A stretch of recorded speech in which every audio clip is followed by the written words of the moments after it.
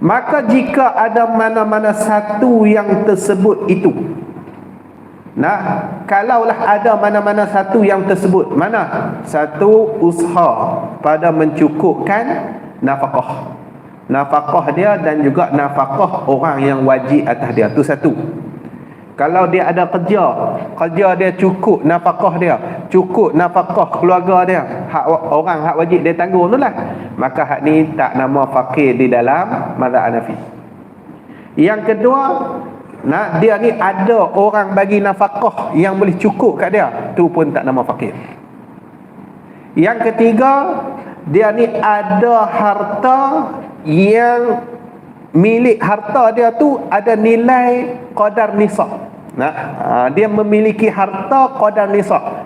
Hak ni pun tak nama fakir di dalam mazhab Hanafi. Tak nama fakir dalam mazhab Hanafi. Kita sambung balik kitab kita, kitab Sulam As-Subyan, pada muka surat 316. Pada kata bermula fakir yang sah diberi zakat dan fitrah dan fidyah kepadanya itu pada mazhab Hanafi itu mereka yang tiada dapat usaha pada mencukupkan nafkahnya. Jadi kita masih lagi dalam zakat, zakat biji-bijian, tapi dah duk hujung lah. Jadi sebelum ni kita bincang masalah musannif dia, masalah kita duk bayar zakat padi ni guna nilai ataupun guna harga sebanyak harga padi. Maka mengikut mazhab Syafi'i, kalau kita nak buat gitu tak sah lah. Tu mazhab Syafi'i. Tapi kalau ikut mazhab Hanafi, boleh kita pakai nilai, kita guna duit ke ganti padi itu boleh, tak ada masalah. Cuma kita nak bawa keluar kita nak bawa keluar pakai duit tu, kita kena ambil tahulah sikit manakah yang dikira asnaf di dalam mazhab Hanafi. Masalah fakir di dalam mazhab Hanafi ni macam mana. Jadi tengok dia kata apa, bermula fakir yang sah diberi zakat dan fitrah. Zakat pun sah, fitrah pun sah. Fitrah tu zakat fitrah lah. Dan fidyah, ni masalah fidyah. Fidyah ni fidyah sembahyang dan juga puasa. Sebab dalam mazhab Hanafi, fidyah sembahyang ni qaul yang mu'tamad, ada fidyah sembahyang. Kalau dalam mazhab kita Syafi'i, qaul mu'tamad tak ada fidyah sembahyang, dia hanya fidyah puasa sahaja. Nanti kita akan masuk kitab tentang puasa. Kat situ dia ada bincang tentang fidyah. Fidyah puasa, macam mana kita nak kira fidyah tu, dia ada belakang lah nanti ke depan nanti. Kira main mengaji sampai khatam tu dia jumpa belakang lah. Kalau selang-selang tu kadang tak jumpa. Jadi kita main saja. Nanti dia ada lah ke depan ni. Tapi nak faham betul lah, mazhab Hanafi fidyah semayang ni qaul mu'tamad. Cuma beza mazhab Hanafi dengan Syafi'i. Kalau mazhab Hanafi, fidyah dia dikira gantang, satu gantang. Kalau mazhab Syafi'i dia kira cupak. Jadi bila kira gantang, dia sama dengan fitrah. Dia faham tak? Kan fitrah pun dia kira gantang, bukan kira cupak. Jadi dia satu gantang RM7. RM7. Jadi kalau kita nak bawa keluar pakai duit, Nah, nak buat keluar pakai duit ikut mazhab Hanafi. Nah, ikut mazhab Hanafi boleh, tak ada masalah. Nah, fidyah puasa nak buat keluar pakai duit, tapi kena kira jumlah gantang. Kalau kita nak buat keluar pakai beras, boleh kita kira jumlah cupok taklid mazhab Syafi'i. Nah, begitu. Cuma mazhab Syafi'i kalau fidyah puasa dia tu dia ada ganda-ganda pula. Orang panggil fidyah tunda qada. Nak tunda qada. Hak patutnya hak dia tinggal hari tu ni kena qada dah. Sebelum jumpa Ramadan dia tak qada. Kena fidyah pula tu. Tapi Hanafi tak ada. Tunda qada apa tak ada. Dia semata-mata hak tinggal puasa tu aja. Jadi cara mudah nak kira hak Hanafi lah. Mudah nak kira 30 lah. Kalau 15 tahun tak puasa, 30 kali 15. Nah, 30 kali 15. Dapatlah jumlah hari puasa. Lepas tu kali dengan RM7. Dapatlah duit. Nah, tu. Dia tak payahlah. Cuma ni fakir yang sah diberi zakat dan fitrah dan fidyah kepadanya fakir itu. Pada mazhab Hanafi itu. Ni malam ni ngaji mazhab Hanafi lah. Nah, kita tak ngaji mazhab Syafi'i lah. Nah, mazhab Hanafi lah. Mana khabar dia? Khabar bagi bermula mubtada ialah mereka yang tiada dapat usaha. Nah, tak dapat usaha kita kata kerja lah. Gitu. Tak boleh nak kerja. Kerja yang macam mana? Pada mencukupkan nafkahnya. Nafkah ni maksudnya belanjanya. Belanja kat sini belanja apa? Makan, minuman dan juga pakaian. Itu belanja tu. Nah, makan, minuman dan pakaian. Dan satu lagi tempat tinggal. Masuk juga nak tempat tinggal. Tak cukup. Hari-hari itu dia tak dapat usaha yang nak mencukupkan nafkah dia. Maksudnya dia bukan tak ada kerja, dia buat kerja. Cuma tak boleh nak tampung belanja dia. Kot tu. Dia nak belanja sehari RM10. Dia boleh dapat bawah pada RM10. Bawah RM10. Maka hak ni nama dia fakir. Cuma fakir ni dia kalau ikut mazhab kita Syafi'i, dia kira tak dapat separuh pun daripada yang dia nak belanja tu.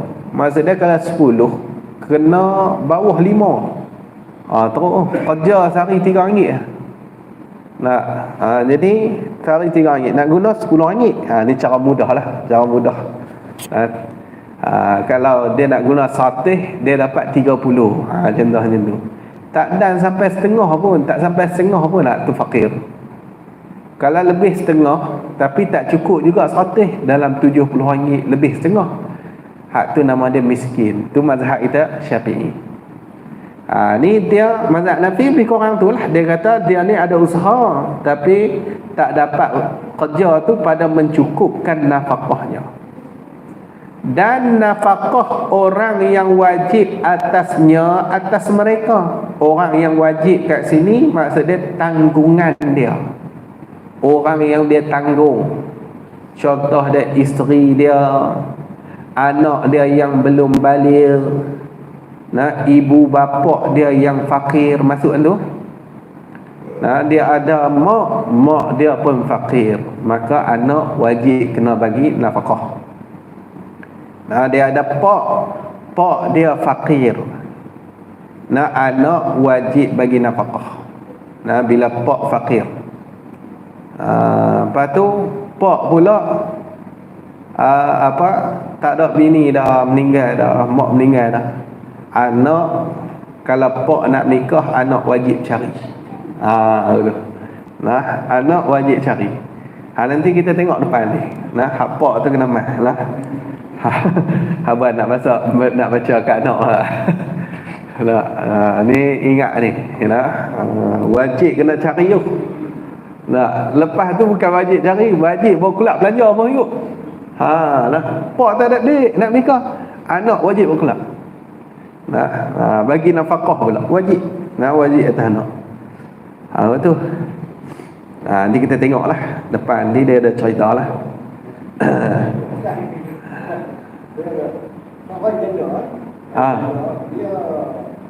Dia hanya hidup dia menyembah anak bagi. Tapi dia ada main dia di mana ada kita dia makin miskin apa.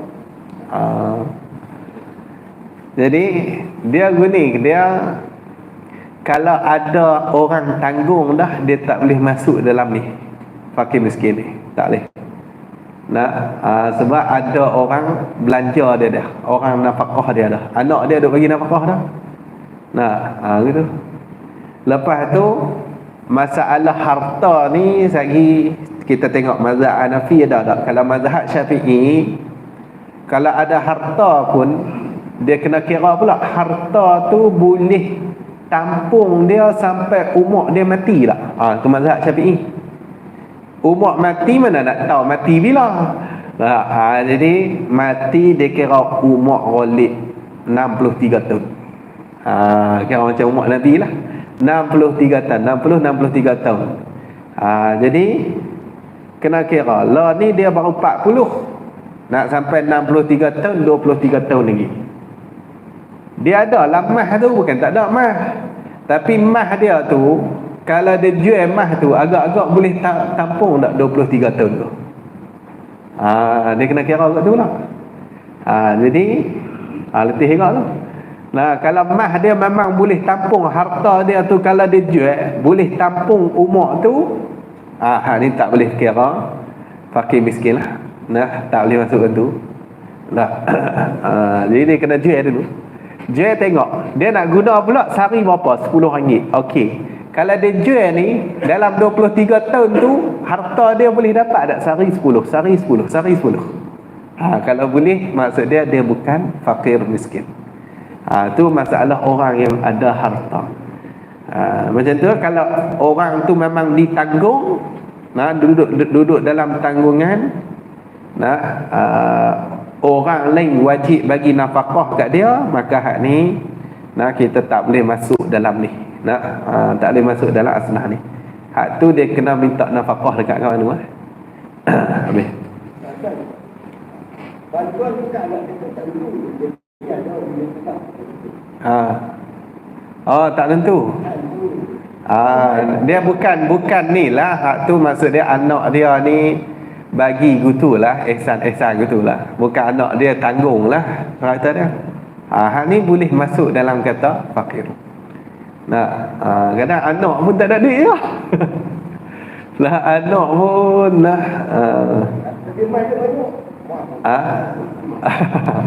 mah dia kena kira umur. Kalau mazhab kita dia kena kira umur. Umur dia berapa dah? Umur dia 60 dah. Lagi 3 tahun lagi. Tak lama tu. Hari try tengok. Try kira pi jumlah tengok mah tu. Masalah dia yang dulu Pak. Kita keluar zakat orang itu. Apa yang terjadi zakat yang kita keluar dia kepada pendapatan kita. Kita bagi orang dulu. Kalau dia bukan asnaf, zakat kita dia tak terpakai. Sebab tu kena pastikan betul zakat kita tu kepada asnaf. Tidak nanya. Habis hamdu. Dia tak boleh, dia tak arif zakat pun, harta tu mesti dikeluarkan kepada asnaf. Kita mengaji awal tu. Dia bukan boleh bagi ikut dah. Dia ada kelompok yang boleh makan zakat. Jadi dan nafkah orang yang wajib atas mereka. Ni tanggungan dia. Tanggungan dia. Isteri dia, anak belum balik, hak tu masih lagi dalam tanggungan kita. Kita wajib nafkah. Dan juga ibu bapa yang fakir tu pun masuk dalam tanggungan juga. Dan tiada ada orang yang memberi nafkah akan dia akan mereka, nampak? Tak ada orang bagi nafkah kat dia. Kalau ada orang bagi nafkah, hak ni dia tak boleh masuk dalam kata ni, fakir. Sebab tu dia kata tiada ada orang yang memberi nafkah akan dia akan mereka tu. Bagi nafkah tu pula yang mencukupi. Nafkah tu yang mencukupi. Hak cukup lah. Cukup untuk belanja dia, makan dia, minum dia. Kadang ada orang bagi nafkah tapi tak cukup pula. Anak dia bagi kat dia tapi tak cukup. Anak dia tak boleh biar. Nak boleh bagi takat RM5 sehari. Dia nak pakai RM10. Hak tu kalau gitu dia kira masuk juga dalam asnaf. Gitu. Dan tiada milik hartanya. Ada mazhab Hanafi dia gini. Dan tiada milik hartanya qadar nisab. Apa qadar nisab? Iaitu qadar nisab tu harganya, nilainya 200 dirham. 200 dirham. Banyak mana 200 dirham ni? Iaitu 200 dirham tu 624 gram perak. Harganya lebih kurang RM400 Malaysia sekarang ni pada zaman musannaf. Ni kita kena cek balik harga perak. Tengok balik harga perak. Ni mazhab Hanafi ni. Kita dah bincang mazhab Hanafi ni. Tu pun tang ni dia ada khilaf lagi. Sekejap kita tengok lagi ke depan ni. Hak ni atas satu qaul di dalam mazhab Hanafi. Ada lagi qaul yang lain dalam mazhab Hanafi. Ni dia tak milik harta qadar nisab. Maksud dia qadar nisab tu maksud dia 200 dirham. Dirham ni duit perak, tu dirham. Jadi perak ni dia taklah mahal sangat macam emas dia mahal lagi. Kalau perak ni tak tahulah ni 1 gram berapa duit perak tu dia kena kira lah. Kalau zaman musannaf dia ada 400. Maksud dia kalau zaman musannaf kalau kawan tu ada 400, kalau ikut qaul ni dia tak boleh kata fakir lagi. Nanti kalau ada 300 saja, ni fakir. Kalau ikut qaul ni, hak tadi pakai rantai emas tu, tak boleh masuk ni. Tak boleh masuk ni. Sebab mazhab Hanafi dia kira harta nisab. Harta tu ada nisab, cukup nisab. Maka jika ada mana-mana satu yang tersebut itu, kalaulah ada mana-mana satu yang tersebut, mana satu usaha pada mencukupkan nafkah dia dan juga nafkah orang yang wajib atas dia, tu satu. Kalau dia ada kerja dia cukup nafkah dia, cukup nafkah keluarga dia, orang hak wajib dia tanggung tu lah, maka hak ni tak nama fakir di dalam mazhab Hanafi. Yang kedua, dia ni ada orang bagi nafkah yang boleh cukup kat dia, tu pun tak nama fakir. Yang ketiga, dia ni ada harta yang milik harta dia tu ada nilai qadar nisab. Dia memiliki harta qadar nisab. Hak ni pun tak nama fakir di dalam mazhab Hanafi. Tak nama fakir dalam mazhab Hanafi. Habis hang tu. Jadi tu dia kata, maka jika ada mana-mana satu yang tersebut, maka dinamakan kaya, bukan fakir. Nama kaya. Ada 500 tu sama musannaf. Zaman kita kena tengok tengok harga perak semasa. Kalau harga emas tu boleh cek juga dalam Google tu, tapi kalau harga perak ni boleh juga kot. 6 kilo. 706 sekilo. 706 sekilo. Kat sini berapa kilo?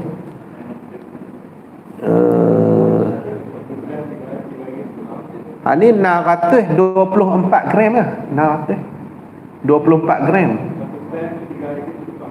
1 gram RM3 sekupang. 1 gram RM3 sekupang. RM3 sekupang kali dengan 624 gram. Nah ratus 24. Dapat tak jumlah? 3 ringgit sekupang lah. Dulu masa duk mengaji tu guru agak 2 ringgit lebih. Lah 3 ringgit sekupang boleh jadilah. Dapat lah. Calculator company lah. Ya macam itulah lah. 624 gram perak.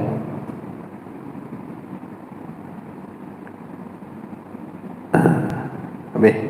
Tak dapat lah.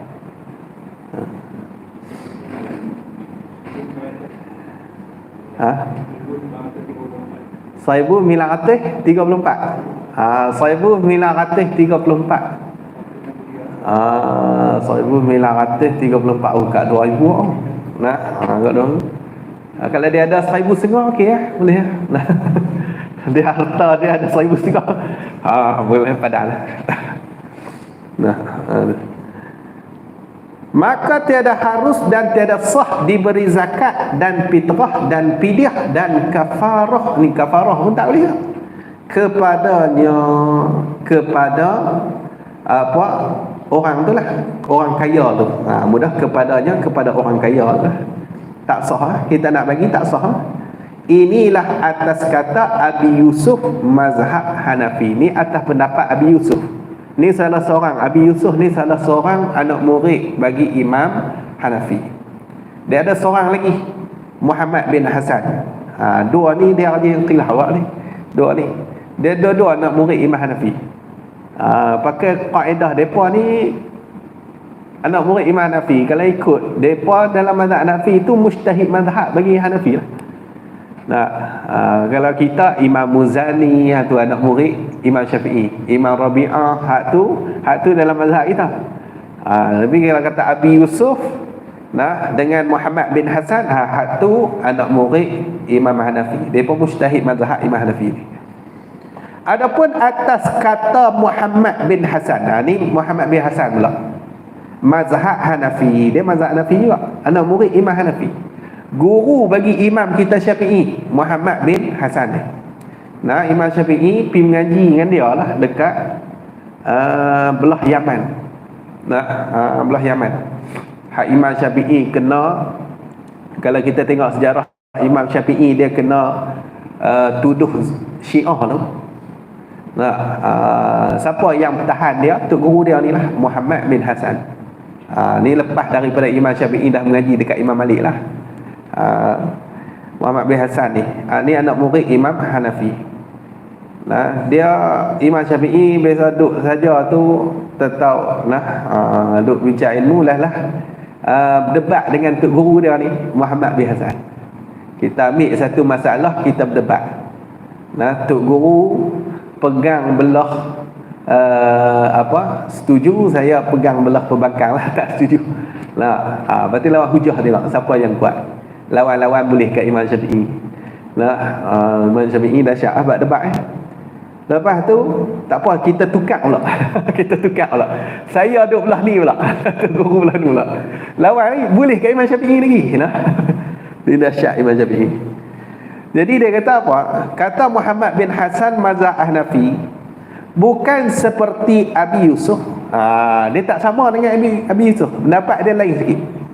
Dia kata apa? Balau kanat lahu daurun wa hawanitu li ghallatin wal karmu wal ardu wa hiya la takfi iyalatan fa huwa minal fuqara. Artinya arti perkataan Muhammad bin Hasan ni bahkan dinamakan fakir juga jikalau ada baginya, bagi seorang ni beberapa rumah. Rumah ada 3-4 biji rumah, 4 biji. Dan beberapa rumah kedai. Rumah kedai ada. Rumah kedai ada juga. Untuk diambil sewanya, buat sewa pula. Rumah kedai tu. Dan beberapa kebun. Ada kebun, banyak kebun pun ada. Dan tanah bendang pun ada. Tanah bendang dah sebelum tu. Dan iaitu tiada cukup diperolehnya akan nafkahnya. Nanti nafkahnya bukan nafkahan. Nafkahnya tak cukup, nafkah tak cukup, belanja tak cukup. Oi, harta ada tapi belanja tak cukup. Nikah 4. Bini pertama cuci buah pinggang. Nah, semua makan modal wah. Nah, hak kedua dia ulang masa buat. Nah, hak ketiga gaul. Nah, hak ni semua makan modal. Nah, yang keempat kencing manis. Nah, ada anak kecil pun penyakit belakang. Banyak. Tiap-tiap bulan tu nak kena belanja banyak dah macam mana? Nah, jadi dia orang, tiap-tiap orang dia bukan sama. Ada orang tu belanja dia kurang sikit, ada orang ni dia lebih sikit. Nah, banyak dia nak kena tanggung tu. Nah, jadi tak kira lah. Dia ni ada harta banyak tapi masalah harta dia tu ataupun pendapatan dia tu tak boleh nak tanggung dia punya nafkah dia. Tak cukup juga nafkah. Ni buat contoh gitulah, tapi roliknya kalau hak banyak macam ni harta ni selalu cukup. Nah, ni nak abang contoh. Kita kena fikir tengoklah. Nah, buatlah anak pun 10 orang 10 anak 10 orang cuci buah pinggang. Nah, kecil-kecil lagi. Nah, semua nak kena belanja tu kena cancel pula dah. 5 orang banyak nak ulang picit pula. Jadi dia kata apa? Maka iaitu setengah daripada fakir juga. Ni sebahagian daripada fakir juga. Nah, walaupun dia tak kira harta tu. Maka harus ni atas pendapat Muhammad bin Hasan, dia kata macam tu. Maka harus dan sah diberi zakat dan fitrah dan fidyah dan kafarah kepada fakir tu. Nah, harus. Ni lebih kurang dalam mazhab kita Syafi'i juga. Mazhab Syafi'i macam ni lah. Lebih kurang. Nanti kita tengok mazhab Syafi'i, nanti kita akan bincang ba'asnah dalam mazhab Syafi'i. Kita ada satu tempat dia bincang asnah, semua asnah 8 tu. Nanti kita tengok fakir dalam mazhab Syafi'i. Dia lebih kurang pendapat ni lah, macam pendapat Muhammad bin Hasan. Kalau pendapat Abu Yusuf tu dia agak ketat sikit. Sebab dia kira ada harta yang cukup nisab, hak tu dia bukan fakir. Tapi kalau pendapat Muhammad bin Hasan tak kira harta tu banyak mana pun, tapi kalau dah tak cukup belanja, tetap nama dia fakir. Belanja hak sepatutlah. Ni hak tak patut pun dia beli juga. Itu tak kira tu. Maka harus dan sah diberi zakat dan fitrah dan fidyah dan kafarah kepadanya. Seperti inilah, macam inilah yang tersebut di dalam kitab Majma'ul Anhar, kitab mazhab Hanafi pada muka 227. Saya pun tak ada. Kitab mazhab Hanafi ni. Majma'ul Anhar. Bagus jugalah. Anak yang balik tapi masih belajar. Dia dibawa tanggungan itu apakah dia bagi masih tanggungan kan? Dia masalah ni dia ada khilaf. Satu pendapat kata tak wajib lah pak tanggung bila anak tu dah balik.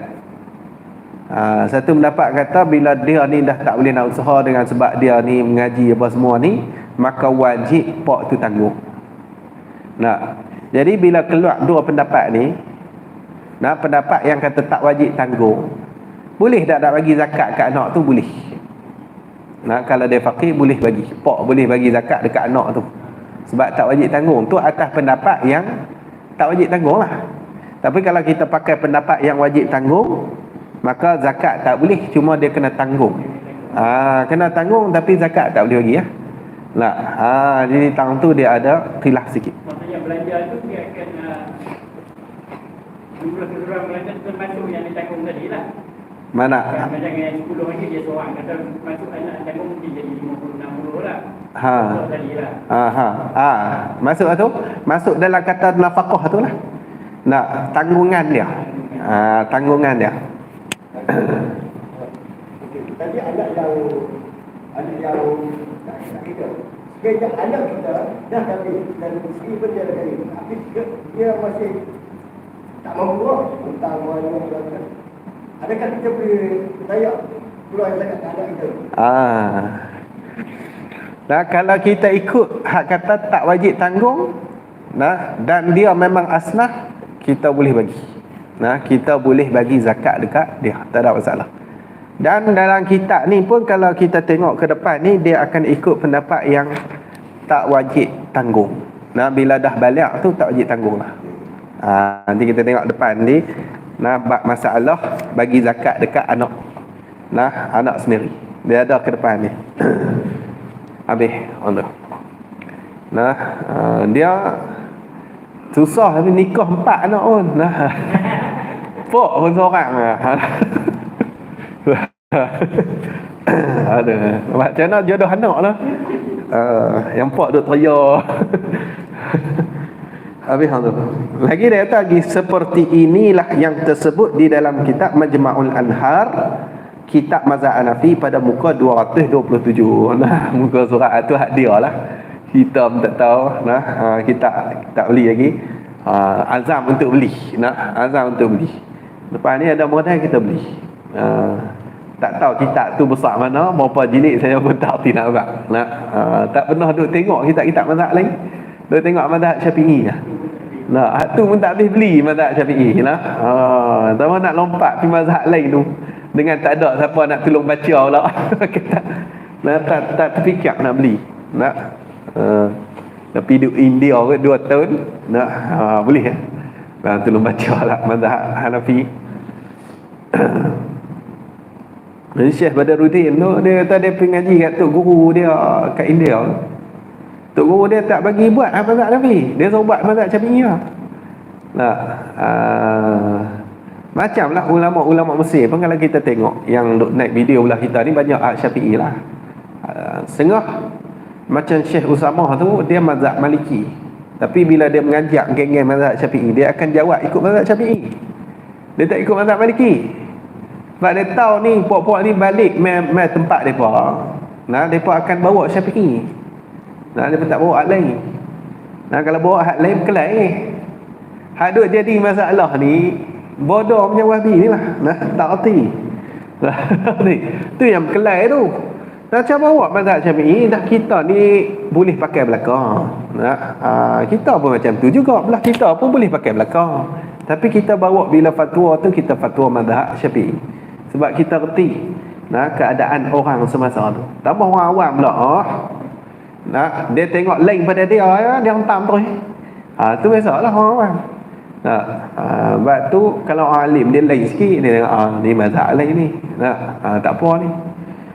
Ni cukup tak sesuai lah kita nak bawa balik ke orang amal ni untuk apa kita fatwa mazhab lain.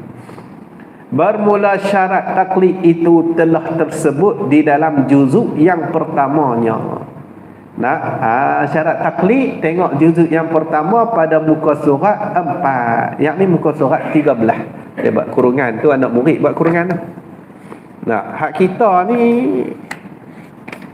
nah, muka surat 13 betul. Nah, hak dia buat kurungan tu hak tu anak murid buat lain. Sebab depa cetak lain. Kalau ikut kitab tok guru ni, tok guru jicik ni dia tulis tangan dia buat kotak, dia tulis dalam kotak tu.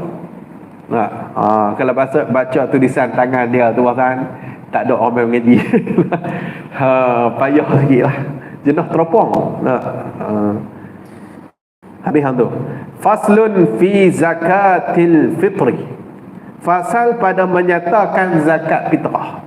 Ni kita masuk pula zakat fitrah. Fitrah ni maksudnya kejadian tubuh badan. Tu orang panggil fitrah. Maksudnya zakat tubuh badan lah. Zakat bagi tubuh badan. Dia tiap-tiap tahun dia ada lah zakat fitrah ni. Ni dia tak gaduh orang tahu cukup nisak ke tak ada. Nah, ni tak ada tunggu nisak.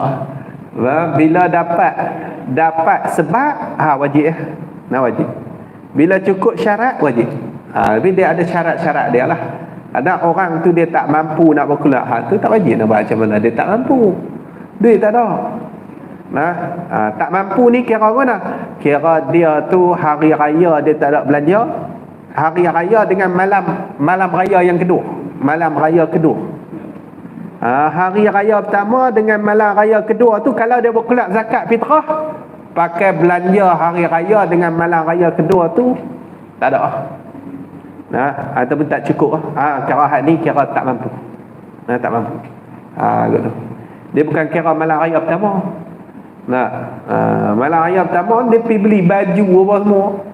Habis je kan. Berpasang-pasang beli. Baju dia, baju anak dia, baju bini dia, baju anak saja 10 orang. Habis dah malam raya tu. Esok tu nak buat kelak zakat. Kalau dia buat kelak zakat tu anak 10 orang pula RM70. Bini pula 4 orang. 7 kali 4 banyak jugalah, banyak duit soal-soal dia. Tu kalau dia bawa kelak pakai tak ada belanja dia hari raya dengan malam raya kedua tu. Kalau gitu tak wajib zakat. Tak wajib zakat. Nanti kita tengoklah dia punya syarat dia tu. Bermula syarat wajib zakat fitrah itu 4 perkara ni, 4 syarat. 4 syarat maksudnya berhimpun 4 syarat. Berhimpun 4 syarat. Pertamanya, diri orang yang dikeluarkan fitrah itu Islam. Diri dia tu Islam. Ni kita kena main panjang ni. Kalau lagi baca-baca habis tengah jalan lagi. Nak jumpa yang kedua tu muka surat 319. Tak boleh. Kena main ni. Main. 319 ni 317. Dia langkau muka.